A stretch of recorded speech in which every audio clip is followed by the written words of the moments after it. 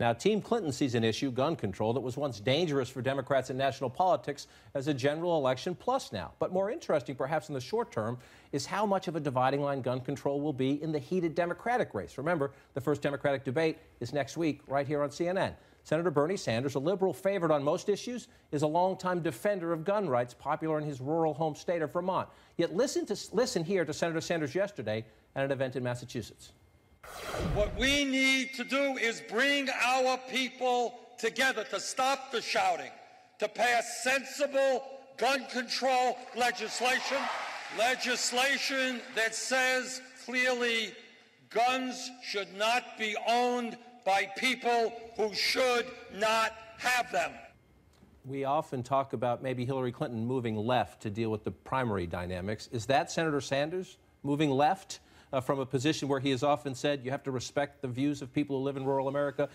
Gun control isn't necessarily the answer. Is he responding to pressure there? Absolutely. I mean, I think there's so much talk about, oh, Bernie's so authentic, Bernie's so consistent. He's had these same liberal views for 30 years, but guns is something where he is being put on the spot, because it's always been the sort of asterisk on his liberal record that he did have a very sort of conservative position on guns because of being from Vermont.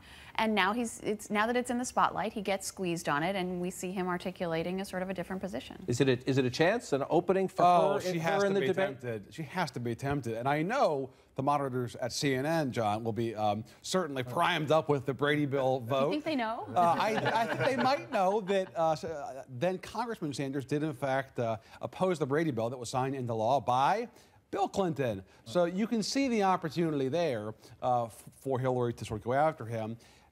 It's hard to see her sort of like head-on confronting Bernie, but I do think that she will at least obliquely talk about her consistent record in support of gun safety. And you've seen some of these other candidates who are trying to make headway in the Democratic primary already tried to make this an issue. Martin O'Malley, his super PAC came out and hitting Bernie on this issue earlier this year. I'm sure you'll see some of those folks who are trying to get to Hillary's left to try to take that support away from Bernie. I'm not sure how successful it will be, given his views on a suite of issues that make him to the left of everybody else. So a campaign debate, but in terms of policy change, again, you saw the president in the briefing room the other day.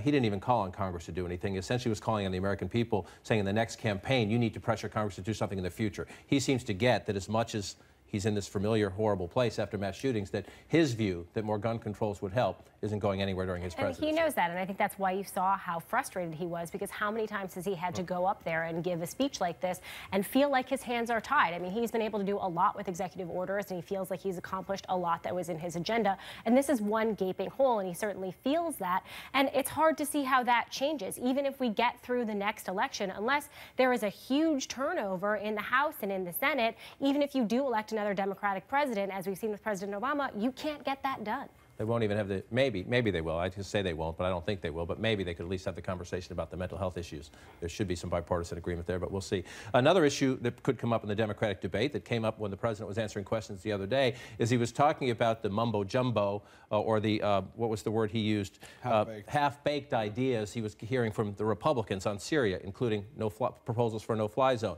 Then he was reminded, Hillary Clinton supports a no-fly zone. The president's answer? Well, he tried. Hillary Clinton is not half-baked in terms of her approach to these problems. She was obviously my Secretary of State.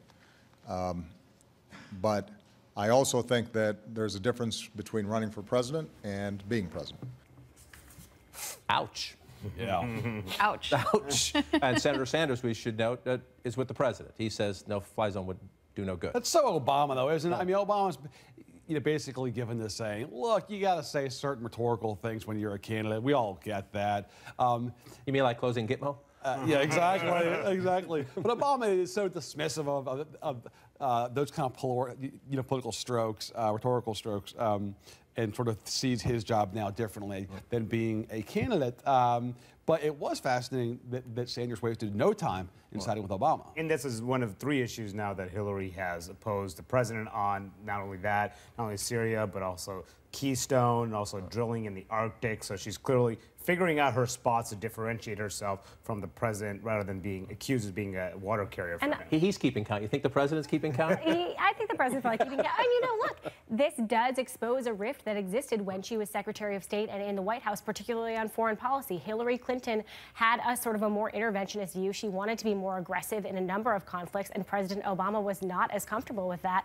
You know, that's a harder thing to deal with when you're both in the White House, but now that she's on the campaign trail and he's in the White House, I think we're starting to see that division emerge. That's true, but it's also being seen as a weakness for her, right, in the Democratic primary, that she is more hawkish than him, because that's not necessarily what Democratic primary voters want to see. But I think on the Syria issue, what you see, and Obama's sort of telling the truth here, right? There's pressure on candidates to have something that they say they would do. It doesn't have to be a plausible thing. It doesn't have to be something that you would actually do if you were president. But you've got to say that there's something that can be done because the situation is such a mess.